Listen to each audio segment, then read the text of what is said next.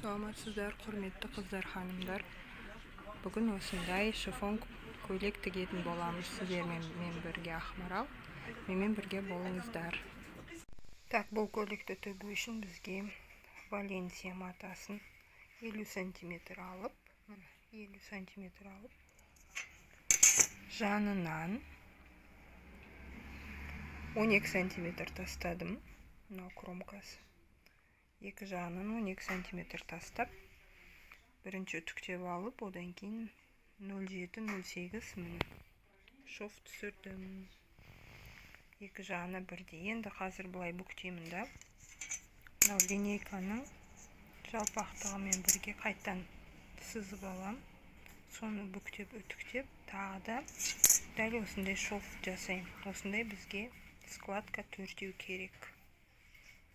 Міне осылай тігіп алдық. Енді осыны лекалаға салып, үстіңгі бөлігін пішіп аламыз. Үстіңгі бөлігін пішіп алдық. Ал мынау астары. Мынау астары. Қазір осыны сыртқа қарай планка болады. Ал мынаны ішіне қарай тігу керек. Мұны теріс қаратып, астарын бұлай тігіп аламыз. 0,5 см. Сонда мына аударған кезде бұлай болады.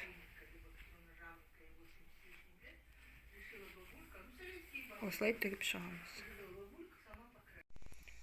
Міне алдыңғы бөлік осындай болу керек. Қазір мынаны машинкамен тігеміз.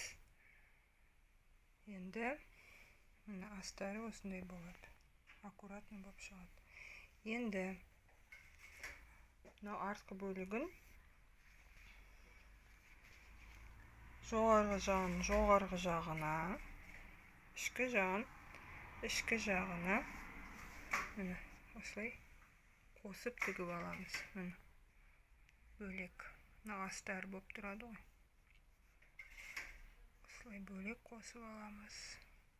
Ал мынау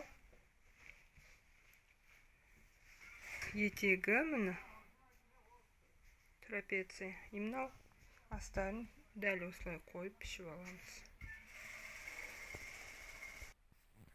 Міне осылай қойып астарын пішіп аламыз. Одан кейін қосамыз. Енді етегін пішіп аламыз. Мынау үстіңгі бөлігі, мынау астыңғы бөлігі.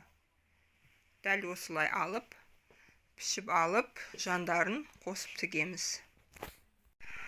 Үстіңгі бөлік, астыңғы бөлік юбкасы, шеттерін тігіп алдым, аберлоктаймыз. Енді осыны қазір бір-біріне осылай қосып тігеміз да, бұны примеркаға киіп көру керек. Примеркадан кейін арғарай тігеміз.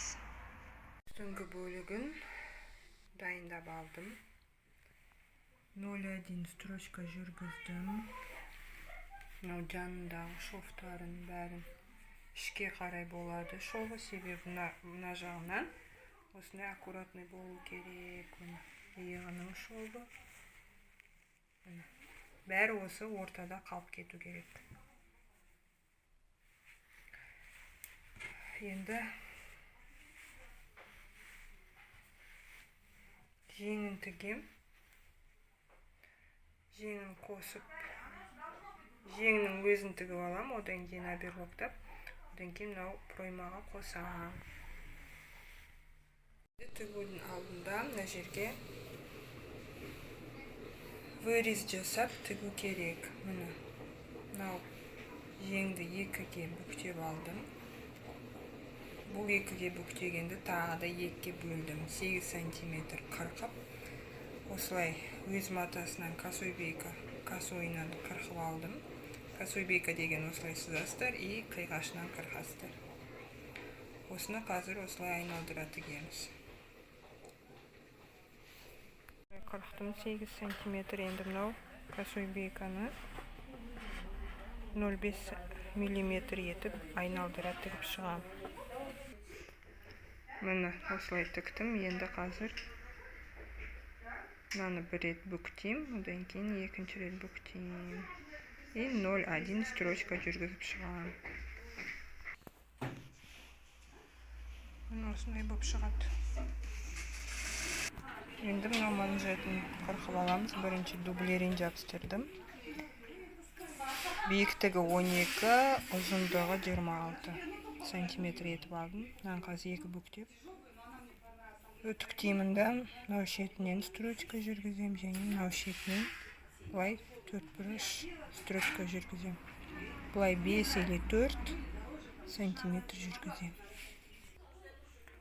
Міне бір строчка, мына жағынан Г-образный строчка. Мына жерде 3 сантиметр тігілді.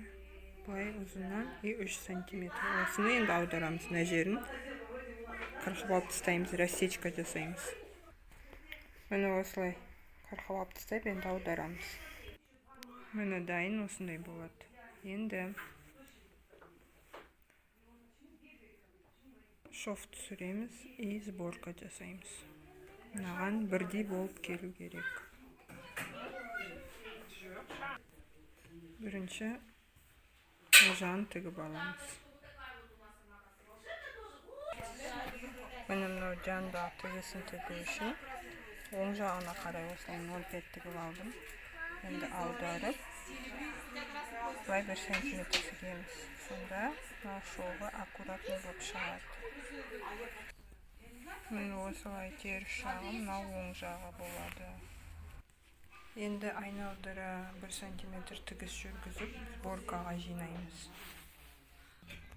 Міне осылай қойып тігіп шығамыз. Міне осылай тігілді. Енді 0,5 қайырып, 0,1 строчка тігеміз. Осылай көктеп тігіп алдым. Енді 0,1 строчка жүргізіп тігіп шығам. Міне осылай тігіп шықты. Енді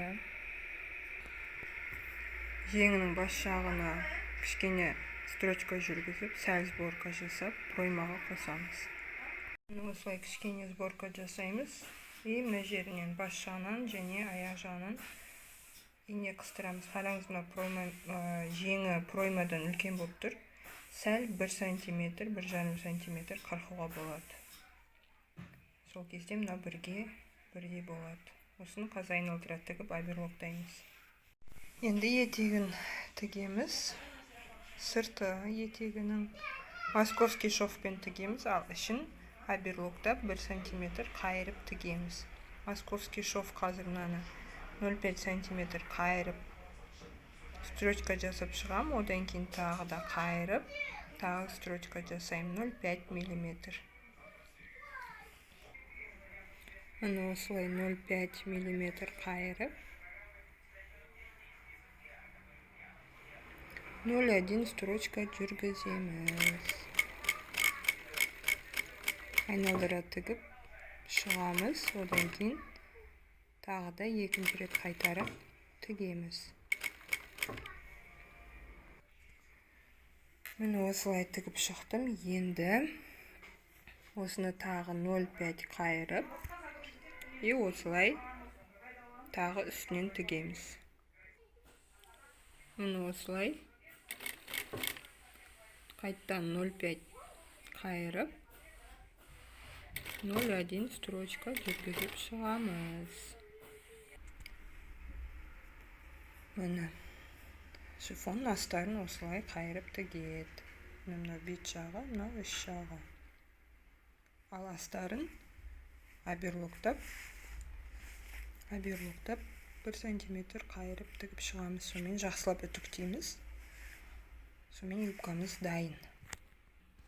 Енді мына үстіңгі бөлікке астыңғы юбканы қосып тігіп, оберлоктап, одан кейін резинка тігеміз. Жеңнің бәрін тіктік, беліне резинка тіктік. Енді жағасын тігеміз, цельнокройный жаға. Шетін газ тігіп алам, одан кейін мойнына астыңғы жағын қосып тігем. Мына осылай тігіп шығамыз. Енді 0,1 строчка жүргіземіз. Сонымен петляларын тігеміз.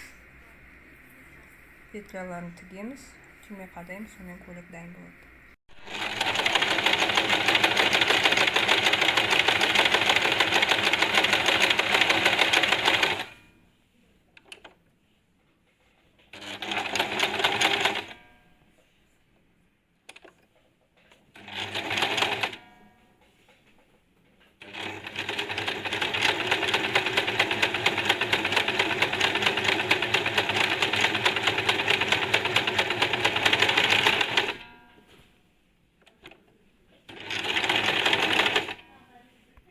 Тіктім, ширинасы 4 сантиметр,